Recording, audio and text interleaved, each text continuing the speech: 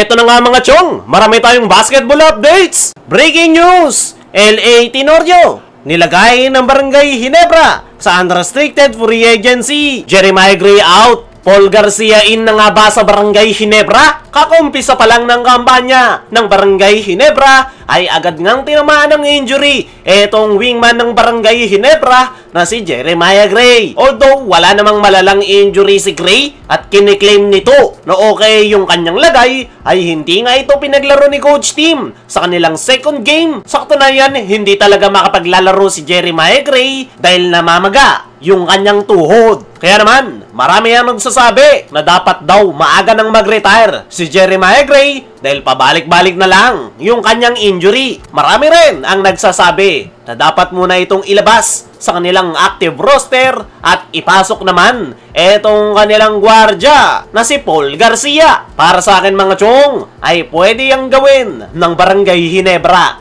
Knowing si Coach Tim, hindi nga nito basta-basta ginagamit ang isang player, lalo na't kung alam niya na hindi 100%.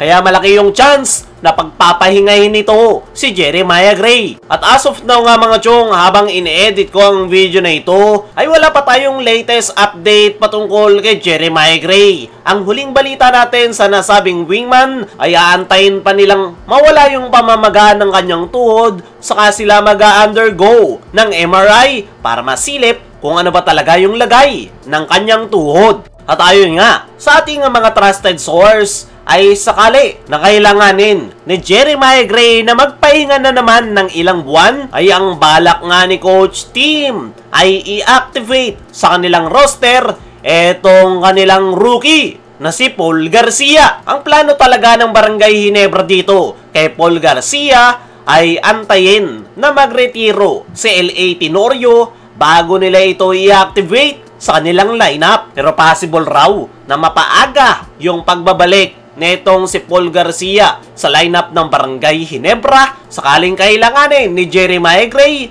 na magpahinga na naman. Napakalaking sayang nga etong si Paul Garcia dahil meron nga itong potensyal. Talagang hindi lang siya maipasok ngayon ni Coach Tim sa kanilang active roster dahil punong-puno yung kanilang lineup, lalong-lalo na yung guard rotation. Ang pag-asa nga lang netong si Paul Garcia ay ang nalalapit na pagre-retiro ni LA Tenorio para mag-giveaway sa mga batang players. Second option ay kung kakailanganin ni Jeremiah Gray na magpahinga para mag-recover, ay siya nga yung nakikita ni Coach Tim na po pwedeng ipalit kay Jeremiah Gray. At kung mangyayari nga yan mga chong, ay ito yung pagkakataon ni Paul Garcia na magpakitang gilas dahil panigurado mabibigyan siya ng playing time ni Coach Tim ngayong gumagamit ito ng more player rotation ngayong All-Filipino. Pero sana lang talaga ay okay yung lagay ni Jeremiah Gray at the same time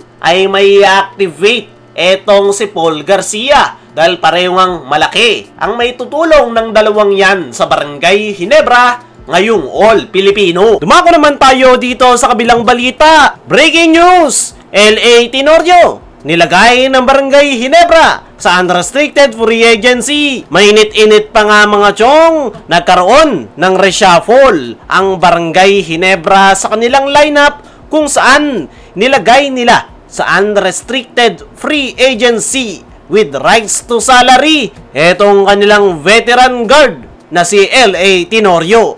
Marami ang nagulat sa balita na yan. May mga nagsasabi kesyo wala daw utang na loob ang Ginebra at hindi raw deserve ni LA Tenorio na ilaglag sa UFA. Pero bakit nga ba inilagay ng Ginebra sa unrestricted free agency si LA Tenorio? Mismong si Coach Tim ang sumagot niyan sa isang text message na inilagay nila sa unrestricted free agency si LA Tenorio para ihanda ang batang gilas sa babarating na SIABA qualifiers ngayong buwan. Sa mga hindi nakakaalam, si LA Tenorio na nga yung bagong head coach ng Batang Gilas. At magiging busy nga ito next month. At yan nga yung magiging focus ni LA. Kaya ibinaba muna ito ng Ginebra sa unrestricted free agency. Ayon pa nga mismo kay Coach Tim na pagtapos ng SIABA ay ine-expect nila na may activate muli si L.A. Tenorio sa kanilang kupunan.